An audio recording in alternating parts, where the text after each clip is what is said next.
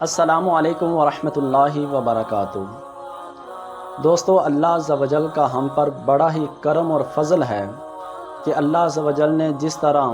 ہمیں نبی تمام انبیاء کا سردار خاتم النبیین اپنا محبوب نبی کریم صلی اللہ علیہ وآلہ وسلم عطا فرمائے، بالکل اسی طرح اللہ عز و جل نے ہمیں جو کتاب عطا فرمائی وہ باقی تمام کتابوں سے افضل و اعلیٰ ہے۔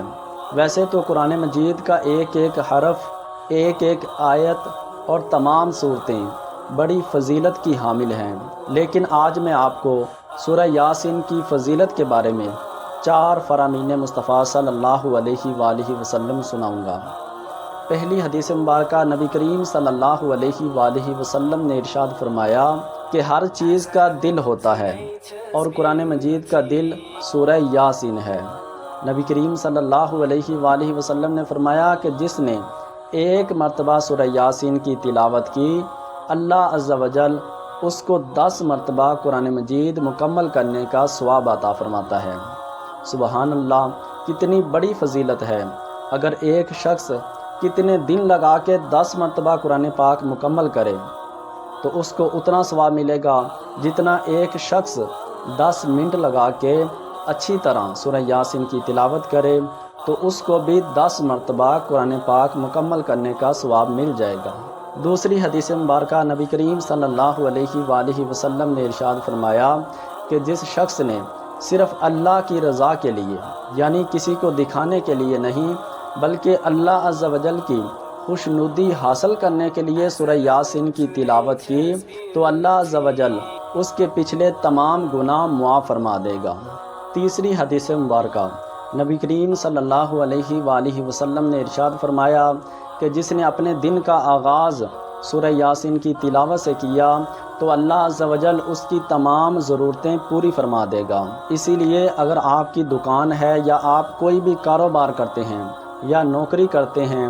تو آپ اپنے کام کا آغاز سورہ یاسین سے کریں، انشاءاللہ آپ کے کاروبار میں بھی برکت ہوگی اور آپ کو سورہ یاسین کی تلاوت کرنے کا ثواب بھی مل جائے گا۔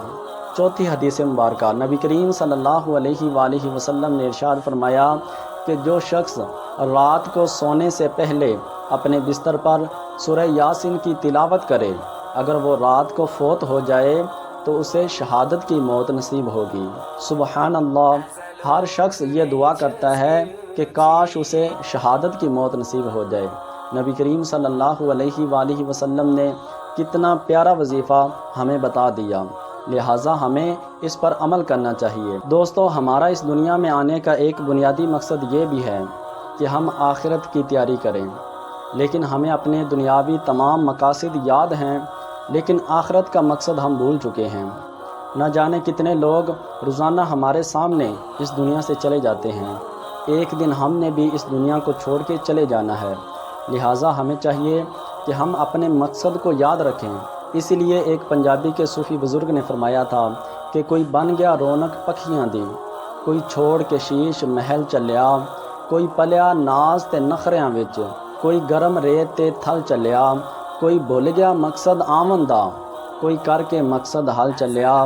غلام فریدا ایتھے سارے مسافر نے، کوئی اج چلیا کوئی کل چلیا۔ ہم نے بھی ایک دن اس دنیا کو چھوڑ کے چلے جانا ہے، اس سے پہلے ہمیں چاہیے کہ ہم نماز ادا کریں اور زیادہ سے زیادہ قرآن پاک کی تلاوت کریں، اپنی صبح کا آغاز سورہ یاسین کی تلاوت سے کریں اور رات کو سونے سے پہلے ایک مرتبہ سورہ یاسین کی تلاوت دوبارہ کر لیں۔ انشاءاللہ آپ کو دین اور دنیا کی تمام بلائیاں نصیب ہوں گی۔ اللہ عز و جل عمل کی توفیق عطا فرمائے، آمین بجاہ النبی الامین۔